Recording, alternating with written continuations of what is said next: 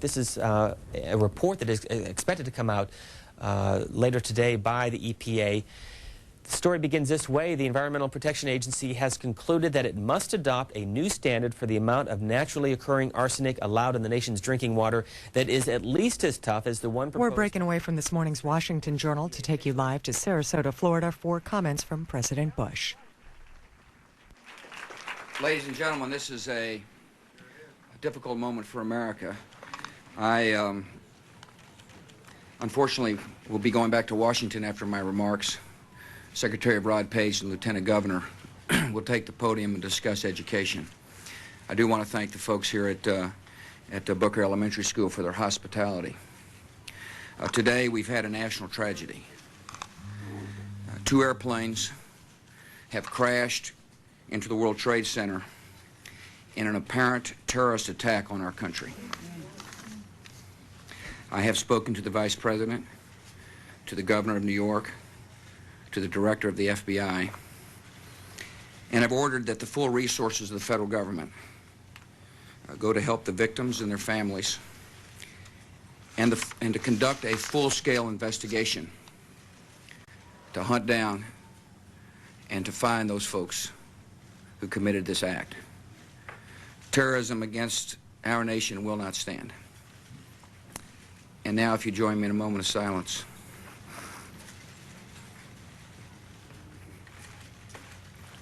May God bless the victims, their families, and America. Thank you very much.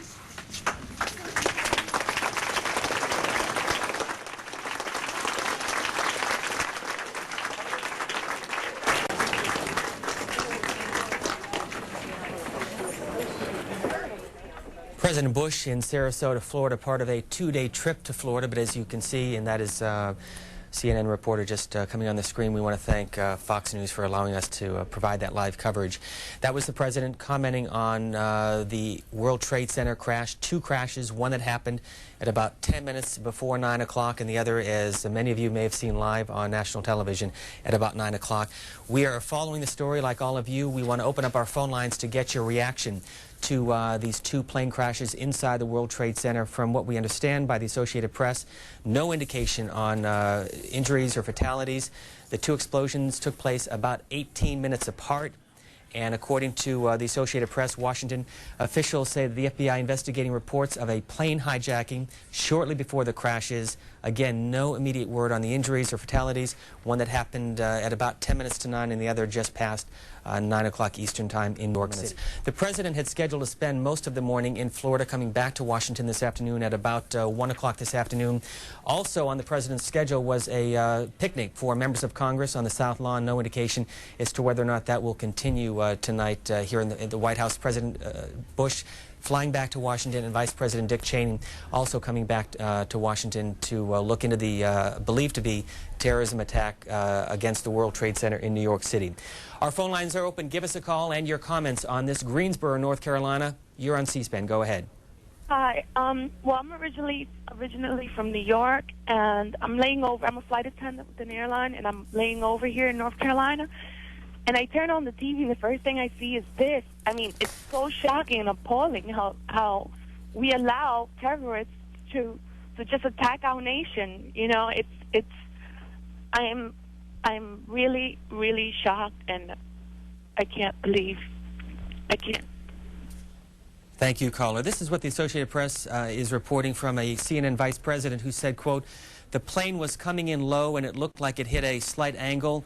Large holes were visible in sides of the 110-story buildings, landmark Twin Towers in New York City. I was watching TV and heard a sonic boom," according to eyewitness Gene Yerman, who told CNN, "The side of the World Trade Center exploded, debris falling like leaflets. I hear ambulances. The Northern Tower seems to be on fire." And again, the president coming back. Our role here is simply to get your reaction. We understand that many of you may be watching the pictures from the other news channels, rather dramatic photographs and pictures. Many of us watching at 9 o'clock as that second plane crashed into the World Trade Center, believed to be terrorist attacks. The FBI investigating. Thanks very much, caller. And as you can see, there appears to be some more security tension on the roof of the U.S. Capitol. We're also getting information that there is a fire that has broken out at the Pentagon, which is across the Potomac in the Washington, D.C. area. We're speculating, but one can assume, based on what happened in New York City, that security is getting far tighter in the Washington, D.C. area. It's obviously been increased elsewhere in the country as well, where national security is involved. The FBI investigating what is believed to be terrorist attacks with 2 plane crashes at the World Trade Center, one happening just before 8:50 this morning East Coast time, and the other happening just past 9 o'clock that many people saw live on the commercial networks and on the cable news channels.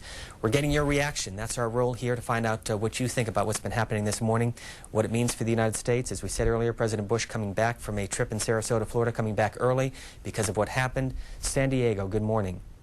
Hello, good morning. I find myself this morning very angry at the Pentagon, the NSA, and the CIA for their lack of reaction in the past few years on Osama bin Laden, Yasser Arafat. They absolutely knew who this was coming and who did it, and I feel kind of like they would rather react to what happens to citizens rather than be proactive for reasons I don't understand, but I'm just kind of feel angry about the whole thing. Thanks very much. Thanks. We are also getting information that the White House has been evacuated because of what happened in New York City, and a fire that has broken out at the Pentagon. No idea how serious that fire is, but the pictures that we've been seeing from New York, dramatic photographs of the twin plane attacks on the World Trade Center, 110-story building, landmarks in New York City. Nazareth, Pennsylvania, our next caller. Good morning. I'm just sitting here. I'm devastated what we're seeing on TV, and I just can't believe this is happening. I thought Pearl Harbor was bad, or that our parents witnessed this and stuff. I don't know what to say, but if it is terrorists, I just hope we get the right people and take care of them. And if there's any of these people in this country, I hope they pack their damn bags and get the hell out of here.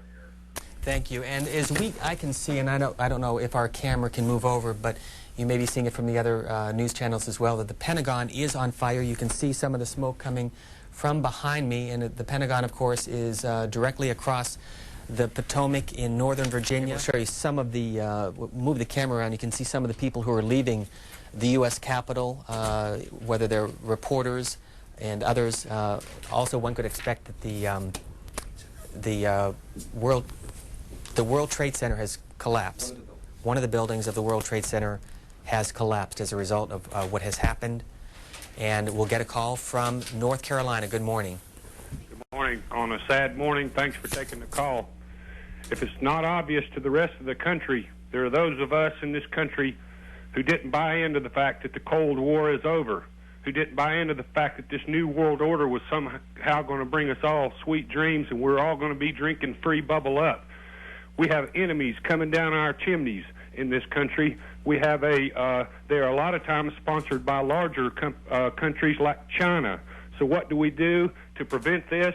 We take our money to Walmart and give it to the Chinese to help arm Iraq, Iran, Yemen, who basically kicked our FBI agents out of the country after the USS Cole was bombed.